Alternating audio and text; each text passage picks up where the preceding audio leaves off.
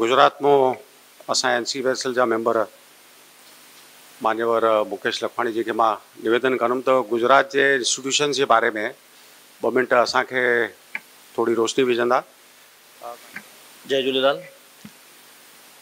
पां all India Sindhi academic conference में आया आहियूं। अलग अलग सुझाव विचार एक ॿिए जे समक्ष रखूं था, पर मुंहिंजो निवेदन है कि छोकी पां सब एक टीम जा सदस्य आहियूं, केर किथे वेठो है केर किथे वेठो है, सुझाव जेके अचनि था न तो उनके पां इम्प्लीमेंटेशन कीअं कयूं जेको माण्हू जिते सहयोग ॾेई सघे। सम्झो हींअर जैन कॉलेज मां दीदी सुझाव ॾेई आहे, मां हिननि खे कीअं उपयोग थी सघंदुमि, त उहो जे हिक ॿिए खां पां गॾिजंदासीं त हिन सॼे ॾींहं जो पंहिंजो ख़र्च तेल थोरो वधारे सही तरह सां निकिरी सघंदो। मूंखे ईअं थो लॻे। मूंखे हींअर सॾु करायूं कुझु एजुकेशन इंस्टीट्यूट जे बारे में विषय रखण लाइ, हिनखे मां विषयांतर न थींदुमि, हीअ जेको भूमिका बि मूं तव्हां समक्ष रखी। दीदी असांजे गुजरात जे बारे में काफ़ी ॿुधायूं, पर छोकी हींअर असांखे सेंट्रल यूनिवर्सिटी ऑफ गुजरात में मूंखे पुठियां रेनूबेन तलरेजा वेठा आहिनि, कुझु ॾींहं पहिरीं एडवाइज़री बोर्ड में खयूं, त उते जेके कम थी रहिया आहिनि न उहो थोरो ब्रीफ कंदुमि ऐं छा कंदासीं। उते जेके प्रपोज़ल्स रखिया आहिनि उहो तव्हां खां गॾु शेयर कंदुमि। हिकिड़ो त उते जेको टीचर्स ट्रेनिंग कोर्स हूंदा आहिनि न, जेके सर्टिफिकेट कोर्सिस हलाईंदा आहिनि, उहो निरंतर उते कुछ समय खां हलाईंदा आहिनि रेगुलरली। उते ट्रांसलेशन जेको थींदो आहे उन जा सर्टिफिकेट कोर्सिस हलंदा आहिनि। त पंहिंजे पंहिंजे राज्य जो, जीअं मराठी हुजे ॿी कोई राज्य हुजे, ट्रांसलेशन कोर्सिस बि पां उन यूनिवर्सिटीज़ में हलाए था सघूं। उहो किथे न किथे उन जेकी प्रादेशिक लैंग्वेज है उते कमु ईंदी आहे। काफ़ी ॿार चवंदा आहिनि असां सिंधी छो पढ़ूं, सिंधी पढ़ण खां फ़ाइदो छा। त काफ़ी अहिड़ी ॻाल्हियूं आहिनि जिते उन्हनि खे ईअं टच थींदो कि भई असांखे हिन शइ में हिते फ़ाइदो मिले थो, त उहो किथे न किथे ग्रिप करे सघंदा।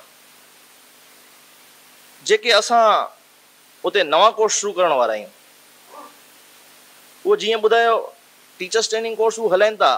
हिन साल खां NCPCL जे माध्यम खां ईअं आहे, असांजी SLC कमेटी जेकी आहे उहो निर्णय कयो कि जेके टीचर्स पंहिंजा क्लासिस हलाइनि थियूं उहे ट्रेनिंग कोर्स कयल हूंदियूं त उन्हनि उहे एलिजिबल थींदियूं किथे बि देश भर में क्लासिस हलाइण लाइ। त उहे क्लासिस असां सेंट्रल यूनिवर्सिटी जी मदद सां गुजरात में, ठीकु आहे NCPCL त हलाईंदी, पर उन जी मदद सां असां उहे ट्रेनिंग कोर्सिस ईंदड़ समय में हलाइण वारा आहियूं। हिकिड़ो सिंधी पां चऊं न लोक संस्कृति, उन जा सर्टिफिकेट कोर्स, लोक संस्कृति जा सर्टिफिकेट कोर्स पां ख़ाली ॿुधंदा आहियूं, कलाम वग़ैरह सभु ॿुधूं था, पर उन जो कोर्स जेको हलाइणो त उहो CUG द्वारा पां हलाए सघूं था। अहिड़ो प्रावधान आहे, उन जा असां क्लासिस शुरू करण वारा आहियूं सेंट्रल यूनिवर्सिटी में।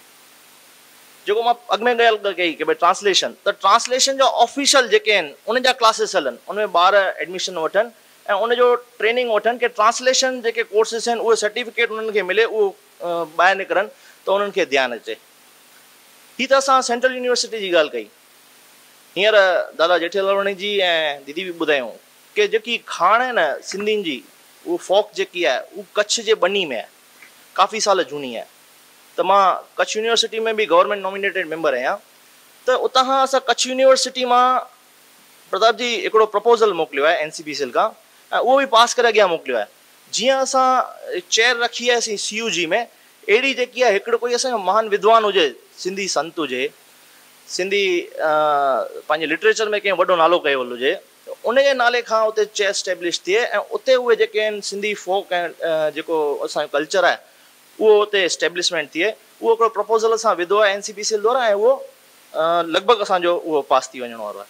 हीअ तव्हां सां गॾु मां ॻाल्हि शेयर थो कयां। विच में हिन जेकी हींअर सब्जेक्ट हले पियो, rule of education institute for Sindhis, त रोल ऑफ एजुकेशन इंस्टीट्यूट, उन जे अलावा हिकिड़ी ॻाल्हि ॿुधायां कि भई ॻाल्हि आई विच में कि असां जेके सिंधी क्लासिस हलायूं था उन टीचर्स जो जेको महिनतानो आहे उहो त थोरो वधाईंदासीं, पर ॿारनि खे हिमथाइणो खपे। त मूंखे ॿुधाईंदे ख़ुशी थी थिए, असां गुजरात में लॻभॻि भारतीय सिंधु सभा जी ऐं ॿियूं टियूं घणी शाखाऊं आहिनि, सिंधी समाज जनरल कमु कंदो आहे। त सिंधी सभु ॼणा गॾिजी करे जॾहिं कमु कंदा आहियूं त गुज़िरियल 2 सालनि खां हींअर बि 8 ॾींहं पहिरीं गोधरा में जेके लॻभॻि हिन साल जेके पंहिंजा सर्टिफिकेट डिप्लोमा कोर्सिस हलंदा आहिनि त उन में सॼे देश भर में 5000 ॿारनि अपीयर कयो, जंहिंमें 2000 खनि ॿार गुजरात मां हुआ। उन में जेके टॉप 30 ॿार हुआ न, 30 जेके टॉपर्स हुआ, उन्हनि खे गुजरात जे कंहिं सिंधी समाज उन टॉप 30 ॿारनि खे 100 ग्राम चांदी जो मेडल ऐं उन खां पोइ 10 खण 1000 रुपए जी गिफ्ट उहो प्रोत्साहित कयूं, उन्हनि खे एनकरेज कयूं, उनखे फेलिसिट कयूं, उन्हनि जे माउ पीउ खे गॾु सॾु करायोसीं। बसि सिंधी समाज अॻियां अची करे उन्हनि ॿारनि खे किथे न किथे अॻियां पढ़ण लाइ स्कॉलरशिप थी ॾे, उन्हनि खे फेलिसिट थी करे कि सिंधी तव्हां पढ़ो था त उन्हनि खे अॼु भले पाण अमाउंट कान्हे 10,000 रुपए जी, पर उनखे सॼे समाज जे विच में गॾु सॾु करे उनखे फेलिसिट कयूं त उनखे एनकरेजमेंट थो मिले। हिन साल असां टीचर्स खे बि एनकरेज कयोसीं त केतिरा ॿार जेके आहिनि असां वटि जेको रेशियो हो न, उन रेशियो में किथे न किथे असां डबल थियासीं। त अहिड़ा बि जेके कम आहिनि समाज में जेका कंदासीं त ॿारनि खे किथे न किथे हिमथ मिलंदी। हिकिड़ो सिंधी चैनल जी बि ॻाल्हि पिया कनि, एजुकेशन जो आहे, पर मां थोरो विषयांतर थी करे 1 मिनट लाइ बि ॻाल्हाईंदुमि। चैनल जेको आहे पाण चऊं था त देश में कन्हैयालाल केवल रामायण जी आहिनि असांजे हिन में, त हिकिड़ो उन्हनि जो छा आहे, उन्हनि गवर्नमेंट ऑफ इंडिया खां टाइप करे ऐं सिंधी चैनल शुरू कयो। 2.5 करोड़ रुपया उन व्यक्ति ख़र्च कयो। Sindhi channel free to air जेको आहे उहो स्टार्ट आहे, पर उनखे हलाइण लाइ केतिरो ख़र्च आहे उहो नथो हले। अॼु उनजो एतिरो वॾो सेटअप आहे, असां वटि SRC आहे, उन पहिरां प्लॉट ॾिनो, उनजो सॼो सेटअप थियो, एसेट्स ठहिया उनजा, पर उहो हले न थियो। त पाण वीचार कयूं था चैनल लाइ, पर पाण उन में किथे उनखे उपयोग थी था सघूं, पंहिंजी उन में छा भूमिका थी सघे, उन ते पाण चिंतन कयूं किथे न किथे, जेको जिते पंहिंजो योगदान ॾेई सघे त उहो ॾे। त हिकिड़ो पंहिंजो चैनल ऑलरेडी स्टार्ट आहे, इन करे मां तव्हांजे विच में शेयर थो कयां। हिकिड़ी ॿी ॻाल्हि सभिनि जे विच में आई कि सिंधी फोक आहिनि, उनजो कलेक्शन हुजणो खपे, सिंधी कल्चर जो जेको आहे उहो कलेक्शन हुजणो खपे। सिंधोलॉजी वारा जेके आहिनि प्रीतम वरियाणी जी, उहे ॻोठ में वञी करे भिटकी करे ऐं जेके हुनजा टेप्स खणी करे ऐं उन्हनि जो रिकॉर्ड कयो आहे, उहो एॾो वॾो मसालो उते पियो आहे, उनखे पाण कीअं यूटिलाइज़ करे सघूं, जेकी पाण चिंता कयूं था उहो पाण कलेक्शन कयूं, त जेकी पई आहे उनखे पाण कीअं इम्प्लीमेंट कयूं। त इहे सभु ॻाल्हियूं पाण सभिनि सां गॾु आहिनि।